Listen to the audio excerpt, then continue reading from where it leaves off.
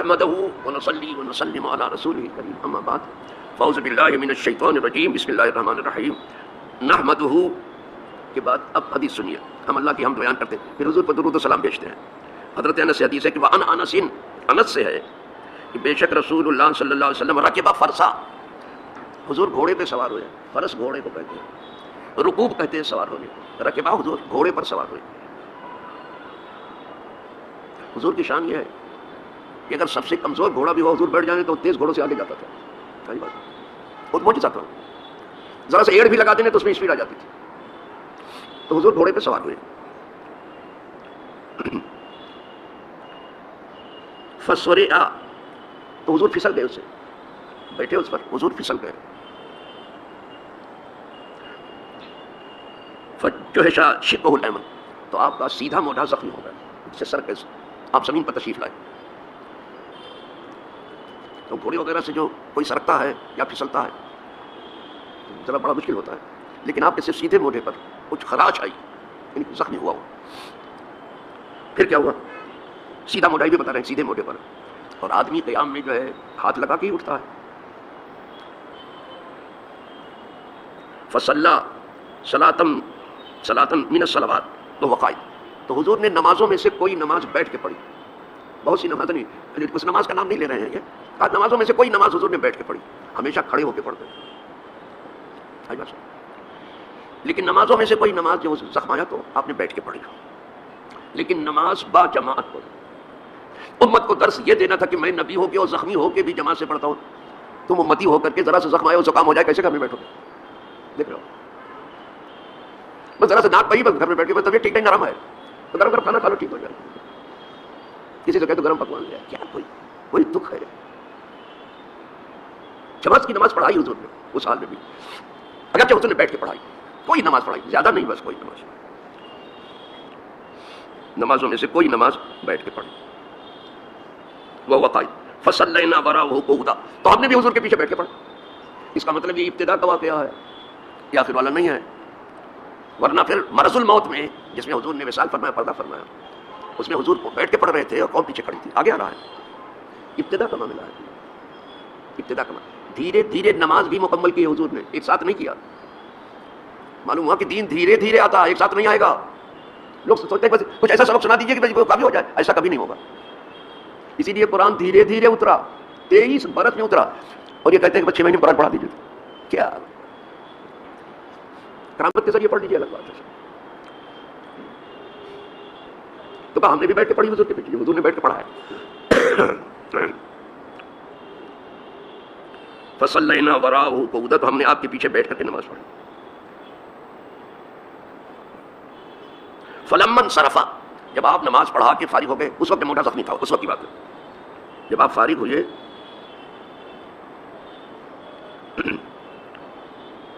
قال، تب حضور نے فرمایا، اب حضور نے ارشاد، نماز پڑھا کر کے حضور نے ارشاد فرمایا. وہ برابر تعلیم ان کی ہوتی رہتی تھی. نماز پڑھا کے پھر حضور تعلیم دینا شروع کر دیتے. اور سب سے بڑی کمزوری جو آئی ہے وہ یہی ہے کہ نماز ہو جاتی، تعلیم نہیں ہے. کچھ لوگ کتاب لے کے اس لیے بیٹھ گئے مفت، جن کو کچھ معلوم بھی نہیں تھی. اس میں مکان والے دکان والے تھے جس کو آپ تبلیغ کی جماعت کریں. پھر تو پھر وہ اندھیر مچائی انہوں نے کہ اللہ کے پاس کچھ آتا جاتا نہیں ہے. کتاب لے کے بیٹھ گئے. کتاب لے کے وہ بیٹھے جو کہیں سے کچھ پڑھے لکھے نہیں، ان کو خود پڑھنے کی ضرورت ہے. اسی لیے جب میں پہلے حج میں تھا 78 میں، تو جو تبلیغیوں کا ہیڈ تھا اس نے کہا حضرت مجھے کوئی سا ٹائم دے دیجیے کہ میں آپ سے آ کر کے چپ چاپ تنہائی میں پڑھ لوں. اس کا ہیڈ جو تھا اس کو چوک تک جانتا تھا کہ ہم کو ہیڈ تو بنا دیا گیا لیکن آتا تو کچھ ہے نہیں. وہ تو کسی کو پٹا بھی نہ دیتے. میں نے کہا میں پڑھا تو ضرور دوں گا، تم پڑھنے آؤ گے تو ہمارے پاس بالکل جو کچھ ہے پڑھا دوں گا، لیکن ہمارے پاس ایسی کوئی جگہ نہیں کہ بس ہم تم ہو تو دوسرا نہ ہو. دوسرے کو ہم روک نہیں پائیں گے اگر آتا ہے تو کہا ہمارے لیے ذرا بہت شرم کی بات ہوگی کہ ہیڈ ہو کر کے مولانا سے جا کے جی صاحب. اب سمجھ لینا آپ کہ کیا ہو رہا ہے کیا نہیں ہو رہا. کتاب لے کے وہ بیٹھے ہیں جنہوں نے پڑھی ہی نہیں ہے کتاب، آپ کو کیا پڑھائیں گے؟ تو کیا پڑھائیں گے؟ ہم لوگ ایک عالم کو ڈھونڈتے ہیں تو ہم کو جلدی سے ملتا نہیں، اور آپ ڈھونڈنے جاتے تو سب عالم دکھائی دیتے. ایک امامہ باندھ دیا، پھر جبہ پہن لیا، چلو صاحب.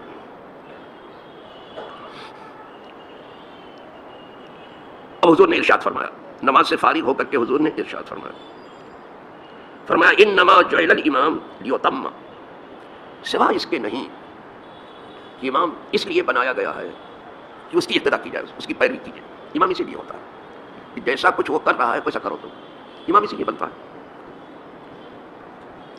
امام اسی لیے بنایا جاتا ہے کہ تم لوگ اس کی پیروی کرو.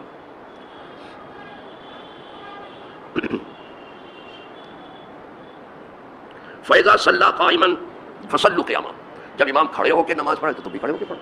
بڑی سی بات ہے، تم بھی کھڑے ہو کر. اب بیچارہ جو نہیں کھڑا ہو سکتا وہ بیٹھ کے پڑھ لے تو کوئی بات نہیں. پہلے اسے زمین پہ بیٹھتے تھے، اب زمین پہ بھی بیٹھنا مشکل ہو گیا ہے تو کرسی پہ پڑھتے ہیں. چلو ٹھیک ہے، لیکن جہاں سے مجبوری شروع ہوتی ہے پھر وہ جہاں تک ہے وہاں تک آپ بیٹھو، کرسی پہ بیٹھ کے پڑھو. لیکن جہاں سے مجبوری ختم ہے وہاں سے قیام کرو. بہت سے لوگوں کو تم دیکھو کہ پورے مارکیٹ میں چلتے پھرتے یہاں پہ بیٹھے پڑھو، لیکن اب یہاں چونکہ بتا دیا گیا ہے کہ جہاں سے مجبوری ہو وہاں سے بیٹھ کے پڑھ لو، اور مجبوری ہو تو لیٹ کے پڑھ لو، اشارے سے پڑھ لو. اشارہ بھی سر کا ہوتا ہے، آنکھ کا اشارہ نہیں ہوتا. تو جو کہتے ہیں پلکوں کے اشارے سے، پلکوں کا کوئی اشارہ نہیں ہے، سر کے اشارے سے ہوتا ہے. رکوع کے لیے تھوڑا کم جھکاؤ لو، سجدے کے لیے زیادہ جھکاؤ. تو حضور فرماتے ہیں کہ جب امام کھڑے ہو کے پڑھے تو تم بھی کھڑے ہو کے پڑھ لو.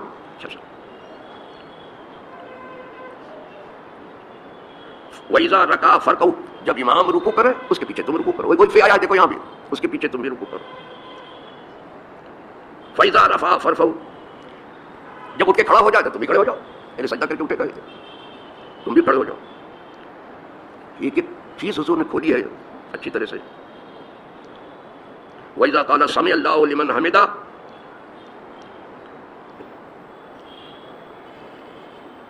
جب وہ امام سمع اللہ لمن حمدہ کہے تو تم فقولوا ربنا لک الحمد، تو پھر تم ربنا لک الحمد.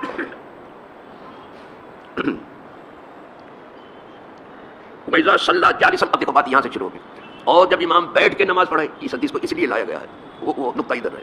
جب امام بیٹھ کے نماز پڑھے فَصَلُّوا جُلُوسًا، تو تم بھی بیٹھ کے پڑھو. پہلے یہ تھا آرڈر کہ جب امام بیٹھ کے پڑھے تو تم بھی پڑھو، لیکن آخر میں حکم جو ہے بدلا اور کہا امام بیٹھ کے بھی پڑھے تو پیچھے قوم اس کے کھڑی ہو کے نماز پڑھے. حضور نے ایسا کیا. حضور بیٹھ کے پڑھا رہے تھے، صدیق اکبر کھڑے تھے اور ان کے پیچھے قوم مکبر تھے، سب لوگ کھڑے تھے. اب یار اسی حدیث میں آ رہا ہے، یہ نہیں کہ صرف یہاں عقلی بات ہے. تو پہلے یہ حکم تھا تو کہا وہ بیٹھ کے پڑھے تھے تم بھی کر لو. فصلوا جلوسا اجمعون. اب قال الحمیدی نے کہا قوله اذا صلى جالسا فصلوا جلوسا، حضور کا یہ ارشاد گرامی کہ جب امام بیٹھ کے پڑھے تو تم بھی بیٹھ کے پڑھو. وفی برزہ القدیم، کہا صرف ایک پرانی تکلیف میں ایسا ہوا تھا. بعد کا آرڈر جو تھا وہ یہ تھا کہ امام بیٹھ کے پڑھے تب بھی قوم کو پیچھے کھڑا ہو.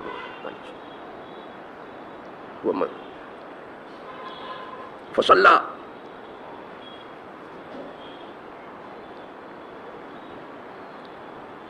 مرض القدیم لقد، یہ دیکھیں کیا لکھا ہے. ثم صلى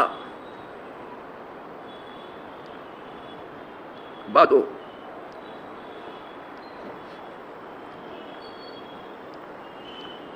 ثم بعد ذلك النبی صلی اللہ، پھر اس کے بعد حضور صلی اللہ علیہ وسلم نے صلی جالسا، حضور نے بیٹھ کے نماز پڑھی. اس کے بعد حضور نے خود بیٹھ کے نماز پڑھی. والناس خلفہ قیاما، اور لوگ حضور کے پیچھے کھڑے تھے. یہ بات سمجھ. ابتدا میں وہ حکم تھا کہ امام بیٹھ کے پڑھے تو تم بھی بیٹھ کے پڑھو، کھڑے ہو کے پڑھے تو کھڑے ہو کر کے پڑھو.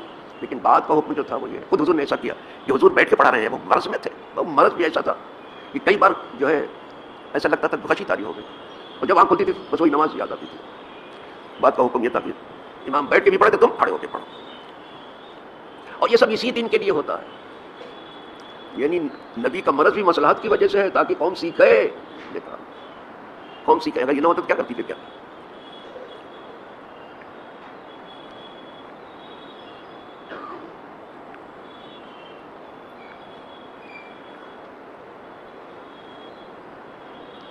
اب دو روایت ہو گئی، بیٹھ کے بھی ہو گئی اور کھڑے ہو کے بھی. تو اب دو روایتوں میں سے کس کو لوگ آخر وادی کو لیں گے؟ تو آخر وادی میں حضور جو ہے بیٹھے تھے اور قوم کھڑی تھی. تو آخر وادی جو ہے پہلے والی کی ناسخ ہو گئی، نسخ ہو گئی. وہ حکم جو ہے نسخ ہو گئی، منسوخ ہوا. بس اب وہ حکم نہیں رہا. اب یہ خود ہی کہہ رہے ہیں یامرہم بالقعود انما یؤخذ بالآخر. تو کہا اب جب دو روایتیں ہیں تو آخر والی روایت کو لیا جائے گا، کیونکہ دھیرے دھیرے دین مکمل ہو رہا تھا. تو آخر میں حضور بیٹھے ہیں تو قوم کھڑی ہے. تو آخر والی حدیث پہلے کی ناسخ ہو گئی. اب جس کی نظر میں یہ نہ ہو تو وہ یہ حدیث پیش کرتے آپ کو، حضور نے تو بیٹھ کے پڑھی ہے، کیا کرو. کہتے بعد والی کو لیا جائے گا، آخر میں کیا ہوا وہ لیا جائے گا. بہت گہری نگاہ چاہیے، بہت گہرا علم چاہیے اس سلسلے میں. تو پھر کوئی گفتگو. اور جن کی بات کر رہا ہوں نا، یہ لوگ ایسے علم والے کہ پوچھو نہیں صاحب، اسی میں ڈوبے رہتے تھے، وہ کھوئے رہتے تھے. آخر والا حکم لیا جائے گا، لے لیا گیا. تو کبھی زندگی میں وہ بھی حکم ہوتا ہے، امام بیٹھا ہے قوم کھڑی ہے، ایسا. ایک چیز تو یہ ہے کہ مسئلہ معلوم ہو گیا. دوسرے امام کی ذمہ داری کہاں تک ہے؟ صرف کھڑے ہونے تک نہیں ہے، بیٹھنے میں بھی ہے. وہ تو پھر گھر ہی میں بیٹھ جاتا ہے، کہتے تم لوگ پڑھتے رہو. انا للہ و انا الیہ راجعون. کیا کیا جاتا ہے؟ یہ حضور کا عمل بتاتا ہے. حضور کبھی بیٹھتے، لیکن اس وقت بھی نماز پڑھی حضور نے جب آپ کھڑے نہیں ہو سکتے تھے. یہ ہے نماز. جو درس اس کے اندر کا ہے وہ یہ ہے. سبق تو ہے ہی، بس ذرا سا مرض ہونے دیے میں بیٹھ کے گھر میں. اچھا بلا مرض کے پیچھے بیٹھے رہتے ہیں.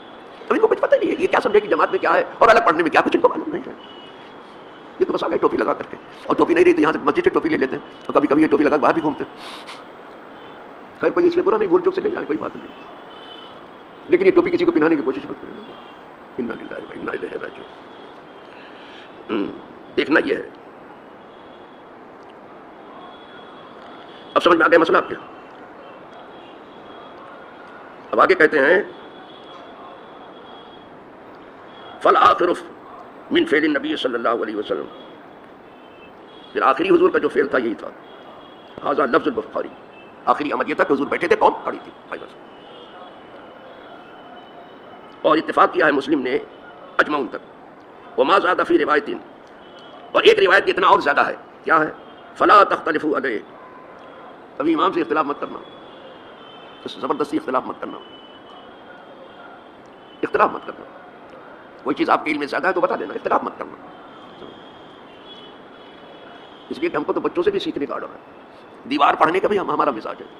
تو کوئی ضروری نہیں کہ ہم سب جانتے ہوں. کچھ چیز کسی کو ایسی معلوم ہو جو واقعی نہیں کی ہے تو سیکھ لینے میں کوئی آئے. امام بخاری کی جو فضیلت ہے، بخاری ایک بات انہوں نے اتنی عظیم کہہ دی ہے کہ کیا کہنا امام بخاری کو، کہ وہ آدمی محدث ہو ہی نہیں سکتا کبھی حدیث جاننے والا جب تک کہ اپنے سے اوپر والوں کی تو روایت سبھی کرتے ہیں، اپنے سے نیچے والوں سے روایت نہ کرے. اس کو دیکھا نیچے والوں سے بھی لے علم. امام اعظم بھی لیتے تھے. ایک بچہ تھا نا، بچہ، اب بچے کیا کرتے ہیں، وہ کیچڑ میں اپنا پاؤں پھسلا رہا تھا. اب تو پھسلی بنائی جاتی ہے، اس سے پھسلتے ہیں سب. وہ کیچڑ میں کھیل رہا تھا تو پاؤں اپنا پھسلا رہا تھا. بچوں کیا تھا پھسلانے کے، وہی دیکھ کر کے اب یہ بنا دیا ان لوگوں نے. امام نے دیکھا، فرمایا اے بچے یہ کیچڑ ہے تو پھسلے گا تو تجھے چوٹ لگ جائے گی، گر جائے گا تو. وہ بچہ ہو کے کہتا تھا کہ امام بہت بہت شکریہ آپ کا. ارے میں گروں گا تو میں ہی گروں گا، آپ اپنے کو بچانا، آپ گرے تو آپ کے پیچھے کون گرے گی. دیکھا یہ بچہ ہو کے اچھی بات کر رہا، تو آپ اپنے کو گرنے سے بچائیں. تو امام کی بھی ذمہ داری ہے نہیں ہے کہ ہم نہیں گر سکتے، ہم ایسا پیالہ پی کے آئیں گے گریں گے نہیں. بھائی کیا بات ہے، بچوں سے بھی لو اگر ضروری ہو تو، کہیں سے بھی ملتا ہو. گری پڑی چیز جو ہے تو آپ اٹھائی لیتے ہو، منع کیا گیا ہے نہ مت اٹھاؤ، نہیں تو اعلان کرنا پڑے گا 1 سال تک. تو علم گرا پڑا کیوں نہیں لے لیتے آپ؟ جہاں سے بھی ملے لے لو. اگر سونا کبھی کیچڑ میں پڑا ہو تو اس کو اٹھا لیتے ہیں. تو اگر مال کہیں بھی پڑا ہو لے لیتے، تو علم سے پڑھ کے تو کوئی چیز علم کہیں سے بھی ملتا ہو. واقعی اگر وہ علم ہے، علم صحیح ہے تو صحیح ہوتا ہے. تو مجھے وہ بات بہت اچھی لگی. میں نے کہا اس چیز نے امام بخاری کو امام بخاری بنا. کام محدث ہو ہی نہیں سکتا جب تک اپنے نیچے والوں سے بھی روایت نہ کرے. دیکھا امام بخاری کے مقابلے میں کوئی محدث جلدی سے بیٹھتا نہیں، لیکن اپنے سے نیچے والوں سے بھی روایت کرتا. اور کوشش کیا انہوں نے، امام بخاری نے، کہ اپنی حدیث میں صحیح ہی لائیں بالکل. اس لیے اس کا نام صحیح ہے. تو بہت حد تک وہ کامیاب ہوئے، لیکن اس کے باوجود بھی کچھ کمزوری تو رہتی ہے. اس لیے کہ جب کبھی بھی کوئی غیر معصوم کام کرے گا تو کمزوری رہے گی، یہ سمجھ لینا اچھی طرح سے. اور یہ غیر مقلد ویسا سمجھانے لگے گی پوچھو نہیں بابا. کہتے ہیں غیر مقلد، لیکن یہ بھی مقلد ہے، تیمیہ کے ابن قیم کے مقلد ہے. تو مقلد غیر ہے، یہ ان چاروں اماموں کے نہیں ہے. یہ غیر مقلد نہیں، مقلد غیر. اور اب تو جانے کیا کیا نام ہے ان کے. تو ایک دوسری روایت میں ہے کہ امام سے اختلاف مت کرو. وَإِذَا سَجَدَ فَاسْجُدُوا. اتنا اس میں اور ہے کہ جب امام سجدہ کرے تو سجدہ کرو. اس میں نہیں آیا سجدے کا ذکر. تو یہ دوسری روایت میں آیا. الحمدللہ رب العالمین. اب آپ کو تھوڑی بہت دھیرے دھیرے سمجھ آ جائے گی احادیث مبارکہ کی دھیرے دھیرے.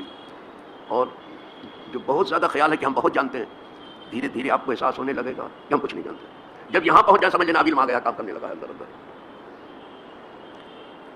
ہم نے بڑے علماء کو دیکھا جو بہت بڑے تھے، ان کا علم سے پیٹ نہیں بھرا. وہ کہتے تھے سب کچھ جان کر کے بھی ہم کچھ نہیں جانتے. دیکھو، اور جاہلوں کو کیسے سنا ہمیں مت سمجھائیے، ہم سب جانتے ہیں. نہیں سنا آپ نے کیا؟ ابھی لڑائی ہو گئی، آپ مجھے مت سمجھائیے، میں سب کچھ نہیں جانتے. پاگل تو کیا جانے گا تو ہمیں مت سمجھاؤ، ہم سب جانتے کچھ نہیں جانتے. یہی پاگل. جب عجز کی خوراک آپ کو ملنے لگے سمجھ لینا ابھی ہم کام کرنے لگا ہے. وآخر دعوانا ان الحمدللہ.